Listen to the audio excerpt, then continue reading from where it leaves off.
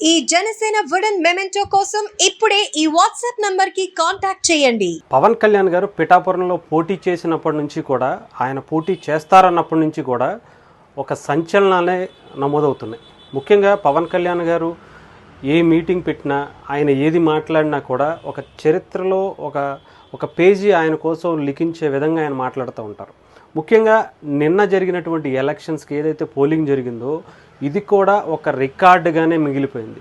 ముఖ్యంగా చెప్పాలంటే ఎక్కడా లేనంత విధంగా, ఎప్పుడూ జరగనంత విధంగా 86.6% ఓట్లు పోలయ్యాయంటే అది కూడా గతంలో ఒక సీఎం క్యాండిడేట్ కావచ్చు, ఒక పార్టీ అధినాయకుడికి కూడా, ఏ పార్టీ అధినాయకుడికి కూడా ఇలాంటి సంచలనమైనటువంటి ఓట్ పర్సెంట్ అనేది ఇంతవరకు నమోదు కాలేదని చెప్పుకోవాలి.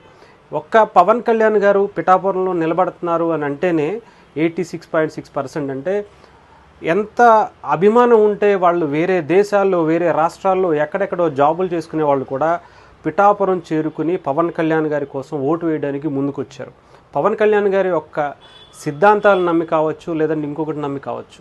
ఎందుకంటే ఇది గతంలో ఎప్పుడూ జరగలేదు. ఎందుకంటే వైఎస్ఆర్సీపీ కావచ్చు, టీడీపీ కావచ్చు, అంతకుముందు కాంగ్రెస్ కావచ్చు, ఇవన్నీ జరిగినా కూడా చెప్పాలంటే ప్రజారాజ్యం అప్పుడు కూడా పిఠాపురంలో ఇంత భారీ ఎత్తున పోలింగ్ అయితే నమోదు కాలేదు. కానీ పవన్ కళ్యాణ్ గారు పోటీ చేస్తున్నారంటే ఇంత భారీ ఎత్తున పోలింగ్ నమోదయ్యింది. ఇదంతా కూడా పవన్ కళ్యాణ్ గారికి ప్లస్ అవుతుందని చాలా బలంగా అక్కడ ఉన్నటువంటి స్థానికులు చాలా బలంగా చెప్పగలుగుతున్నారు. ఎందుకంటే పవన్ కళ్యాణ్ గారి యొక్క ఆలోచన కావచ్చు, ఆయన లాంటి ఒక వ్యక్తి ఈసారి పిఠాపురంలో పోటీ చేయటం అనేది వాళ్ళ అదృష్టంగా భావించారు. పిఠాపురం అభివృద్ధికి పవన్ కళ్యాణ్ గారు లాంటి వ్యక్తి ముందుండి నడిపిస్తారని నమ్మారు కాబట్టే ఇంతమంది వచ్చి ఓట్లు వేయడం జరుగుతుంది.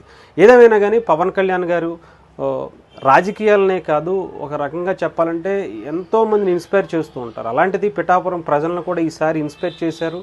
అందరినీ ఓటు వరకు తీసుకొచ్చి, పోలింగ్ బూత్ వరకు తీసుకొచ్చి వాళ్ళతో ఓటు వేయించే బాధ్యత పవన్ కళ్యాణ్ గారు ఒక అద్భుతంగా తీసుకెళ్లారని చెప్పాలి. ఎందుకంటే స్టార్టింగ్ నుంచి కూడా పిఠాపురాన్ని ఒక హైప్ ఇచ్చి చాలా బలంగా పిఠాపురం అభివృద్ధి గురించి కావచ్చు, అక్కడ ఉన్నటువంటి సమస్యల గురించి కావచ్చు ఆయన మాట్లాడుతూ, ఎందుకంటే 2019లోనే ఆయన అక్కడ పోటీ చేస్తే బాగుండు అని చెప్పి చాలామంది అనుకున్నారు. కానీ నిజంగా చెప్పాలంటే పవన్ కళ్యాణ్ గారు అప్పుడు ఒక అడుగు తగ్గినా కానీ ఈసారి మాత్రం 2 అడుగులు ముందుకేసి పిఠాపురంలో ఒక మంచి మెజారిటీ, చెప్పాలంటే 1,00,000 మెజారిటీ అని చాలామంది అంటున్నారు. చాలామంది నమ్మశక్యం కాలేదు. కానీ ఈ ఓటు పర్సంటేజ్ ఏదైతే చూస్తున్నామో ఈ ఓటు పర్సంటేజ్ చూస్తే 1,00,000 మెజారిటీ పక్కా అని మాత్రం అనుకోవచ్చు. కానీ చెప్పాలంటే రాష్ట్రం మొత్తం కూడా ఓటు పర్సంటేజ్ చాలా బలంగా పెరిగింది.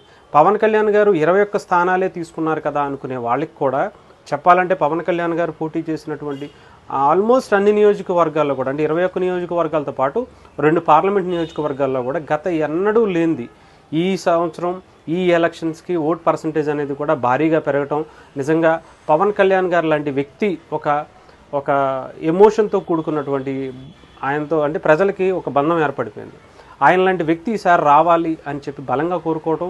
ముఖ్యంగా చెప్పాలంటే ఈసారి అన్ని సర్వేలు కూడా ఇప్పటివరకు ఏమీ బయటకు చెప్పకపోవచ్చు, కానీ ఎలక్షన్ కూడా ఉన్నందువల్ల చాలా బలంగా అయితే ఈసారి జనసేన పార్టీ తన ముద్ర ఆంధ్రప్రదేశ్ రాజకీయాల్లో వేస్తుంది. తద్వారా దేశ రాజకీయాల్లో కూడా జనసేన పార్టీ ఒక ఆవశ్యకత ఉంది అని చెప్పి ఒక అద్భుతమైనటువంటి తీర్పు ప్రజలు ఇవ్వబోతున్నట్టుగా అయితే ఈ ఒక్క ఓటు పర్సంటేజ్ ద్వారా తెలుసుకోవచ్చు. అది కూడా ముఖ్యంగా యువ ఓటర్లందరూ కూడా పవన్ కళ్యాణ్ గారి వైపు, ఎన్డీఏ కూటమి వైపు ఉన్నారని మాత్రం చాలా బలంగా నమ్మచ్చు. ఎందుకంటే పథకాలకు వచ్చో ఇంకోటి ఇవ్వచ్చో, కానీ వాళ్ళందరూ గ్రామీణ ప్రాంతాల్లో కొంతమంది మహిళలు వైఎస్ఆర్సీపీకి ఓటు వేసి ఉండొచ్చేమో, కానీ సిటీస్లో మాత్రం పవన్ కళ్యాణ్ గారిని, ఎన్డీఏ కూటమిని ఈసారి బలంగా నమ్మారు. పవన్ కళ్యాణ్ గారు చెప్పాలంటే 21 సీట్లు లేదు కదా, ఆయన సీఎం స్థాయి వరకు తగ్గించుకుని మరి ఆయన ఈసారి ఎన్డీతో, టీడీపీతో కలిసి వెళ్ళడం కొంతమందికి నచ్చకపోయినా సరే ఓటు దగ్గరికి వచ్చేపాటికి మాత్రం పవన్ కళ్యాణ్ గారిని నమ్మే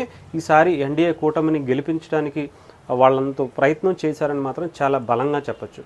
ఏదేమైనా కానీ ఈసారి ఆంధ్రప్రదేశ్ రాజకీయాల్లో ఒక పెను మార్పులు తీసుకొచ్చే విధంగా జనసేన పార్టీ తన ముద్ర వేయబోతుంది. అది పిఠాపురం నుంచి పవన్ కళ్యాణ్ గారి విజయంతో స్టార్ట్ అవ్వబోతుందని మాత్రం చెప్పచ్చు. ఇది చెప్పాలంటే దేశ రాజకీయాల వైపే కాదు, ప్రపంచం మొత్తం కూడా తెలుగువారు ఎక్కడున్నా కూడా పిఠాపురం వైపు ఎందుకు చూస్తున్నారా అనేది రేపు 4వ తారీఖు ఆయన విజయంతో ప్రారంభం కాబోతున్నటువంటి జనసేన మొదటి ఎన్నికగా తీసుకోవచ్చు. 2019లో పోటీ చేసినా కూడా ఇది మొదటిసారి అసెంబ్లీకి లాస్ట్ టైం 2019లో కూడా రాజోల నుంచి గెలిచారు, కానీ ఆ వ్యక్తి వెంటనే పార్టీ మారిపోవడం అనేది కూడా మనం చూసాం. కానీ ఇది మొదటి ఎన్నికగా జనసేన పార్టీ తీసుకున్నారు. జనసేన పార్టీ నాయకులు పవన్ కళ్యాణ్ గారు కూడా తీసుకున్నారు. ముఖ్యంగా చెప్పాలంటే పవన్ కళ్యాణ్ గారు ఈసారి అసెంబ్లీలో అడుగు పెట్టడం మొదలు పెడితే ఇది మొదటి ఎన్నికగా తీసుకోవచ్చు. ఈ మొదటి ఎన్నికే చాలా గట్టిగా జనసేన పార్టీ వేయబోతుందని మాత్రం చాలా స్ట్రాంగ్గా, అది కూడా పిఠాపురం నుంచి ఒక మంచి మెజారిటీతో దిక్కులు పిక్కటిల్లేలాగా ఈసారి పవన్ కళ్యాణ్ గారి పేరు రాష్ట్ర చరిత్రలోనే కాదు దేశ చరిత్రలోనే వినబడబోతుందని చెప్పి చాలా బలంగా అనుకోవచ్చు.